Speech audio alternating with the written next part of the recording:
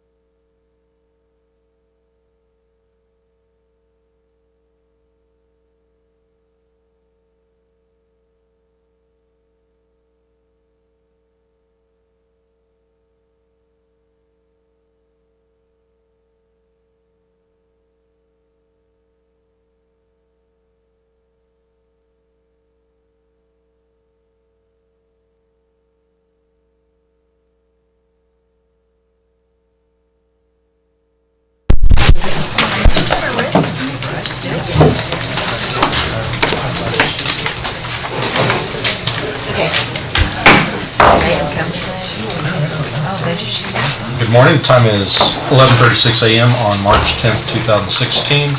We do have a quorum and the meeting has been duly posted. Good morning and welcome to the board briefing day and meeting of the Dallas Independent School District Board of Trustees.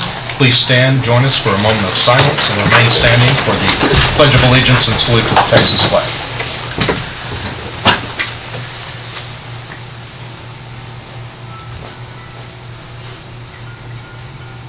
Thank you.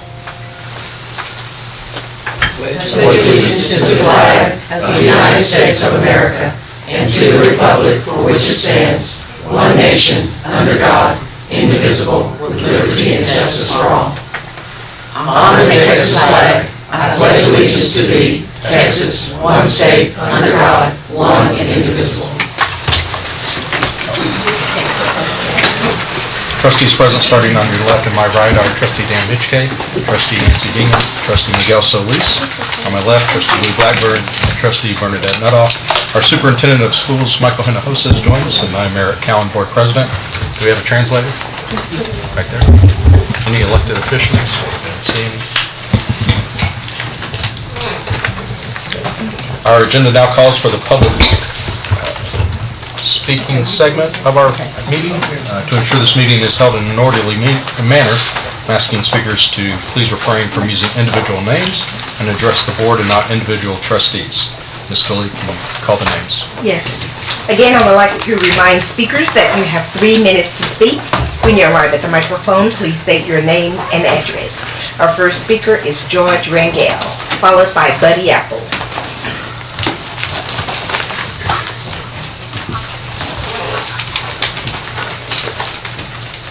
Good morning, President Cowan, school board members, Superintendent Hinojosa. My name is George Rangel, 334 Center Street, Dallas, Texas, 75208.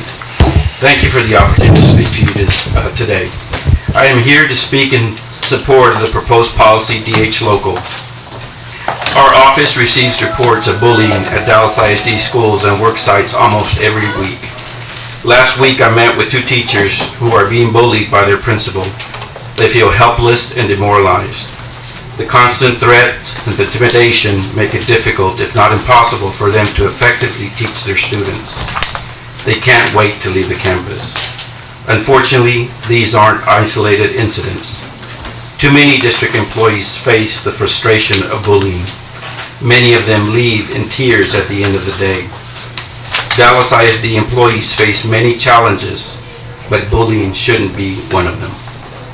The current policy contains vague enforcement language and lacks clearly defined consequences for employees that engage in bullying.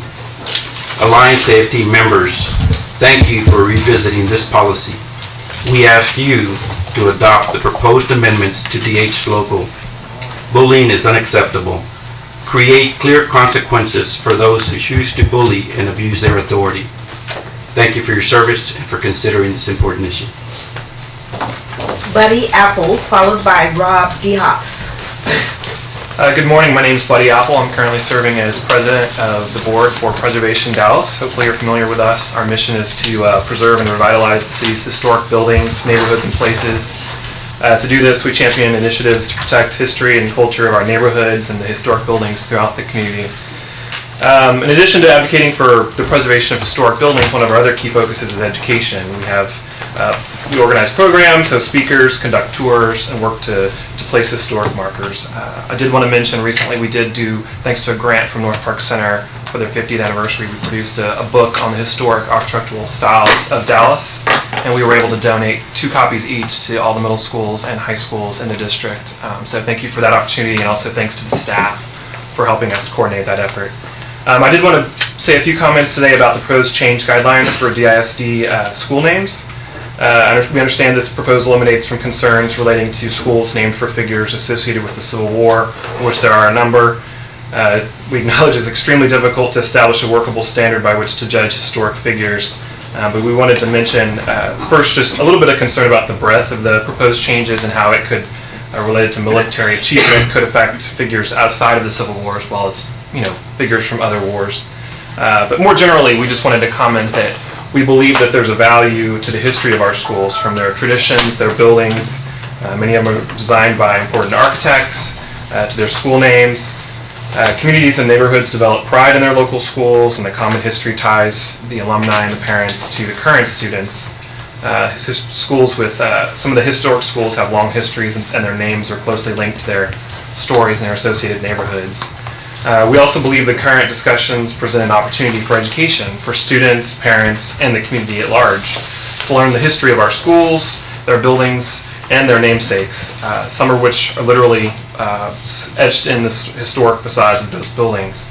We're talking about the entire history, the good and the bad. I believe it's in line with the district's mission to educate our children. We've been developing an updated list of the district's schools to include the history of the buildings as well as the namesakes. We've been surprised at some of the lack of the information out there on the websites about the schools, their histories, the buildings, as well as the people they're named for.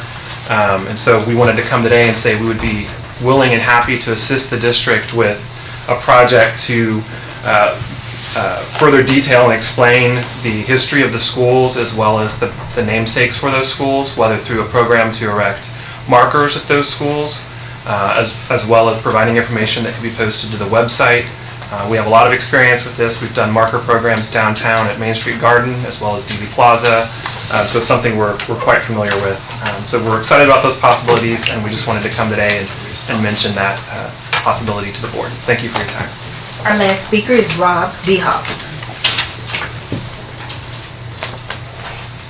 My name is Rob DeHaas. I'm the co-founder of Dallas Teacher Residency, a teacher preparation partnership with Texas A&M Commerce.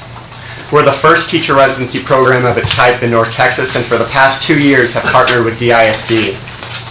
I'm standing before you today not only representing myself and my co-founder, former principal of DISD Elizabeth Castillo, but also representing the 40 teachers and nearly 3,000 students in DISD that our program has supported for the past 2 school years at 6 different DISD campuses. We're here because our organization was not selected as a possible district vendor and wanted to simply ensure our successes were known. While we fully support other high-quality teacher preparation programs being imported to the district, we want to make it well known that DISD currently has an intentionally small but very high-quality teacher residency program already in place. One that was not imported, but rather developed here in Dallas, specifically for Dallas ISD, collaboratively by educators, residency experts, local universities, and this very school district. The residency model is not new. Our program is modeled after successful residency programs in other cities, of which my colleague here has played an instrumental role in successfully launching several. What makes residency programs unique is their innate knowledge of the local school district they partner with and the team that is on the ground running the program. Not only has our organization successfully worked inside this district for the past 3 years, but our partner university, A&M Commerce, has a long history working with the district. Since 2013, our partnership has independently identified about $1.61 million in funding to directly support these efforts. Exactly 0 of those dollars have come from DISD.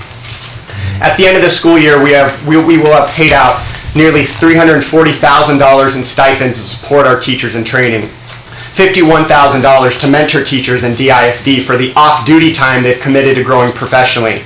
In each of our first 3 years, we've accepted between 14 and 17% of our applicants while expanding annually, with applications received increasing from 53 to 106 to 175 in each of our first 3 years. Next year, we'll expand again. Our program graduates have been hired by your district and have achieved great success. In addition, our mentor teachers have expressed that their teaching practices have been enhanced, which student achievement results support. It's likely that we'll always play the underdog role in this city, and we're okay with that. I guarantee you, however, our results will continue to be top-notch. You may not have realized this, but just recently, Dr. Hinojosa, you had the opportunity to visit the classroom of one of our program graduates, a first-year teacher at Townview. The same teacher also sent me an email recently telling me she was interested in donating part of her first-year teacher salary to support our next year's group of residents because of her experience in the program. Our very own program graduates, your future teachers, are finding incredible value in their preparation. But the district our teachers are committing their teaching careers to has chosen not to commit to them in return. Thank And you. that's something Mr. I think we should all Your time hear. has expired. Thank you. This concludes our speakers.